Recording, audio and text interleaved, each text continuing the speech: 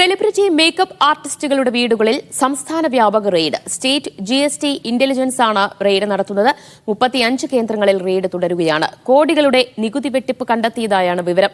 Operation ഗൌപ്പോ എന്ന പേരിലാണ് പരിശോധന. നിധിൻ സേവ്യർ കൂടുതൽ വിവരങ്ങൾ നൽകും. നിധിൻ, പ്രധാനമായും എവിടെയൊക്കെ ഏതൊക്കെ കേന്ദ്രങ്ങൾ കേന്ദ്രീകരിച്ചുള്ള പരിശോധനയാണ് ഇപ്പോൾ GST നടത്തിവരുന്നത്? കോടികളുടെ നികുതി വെട്ടിപ്പ് തന്നെയാണോ പുറത്തുവരുന്നത്? ദിവ്യ, സംസ്ഥാന വ്യാപകമായി പ്രമുഖ സെലിബ്രിറ്റി മേക്കപ്പ് ആർട്ടിസ്റ്റുകളുടെ വീട്ടിലും സ്ഥാപനങ്ങളിലുമാണ് GST പരിശോധന നടത്തുന്നത്.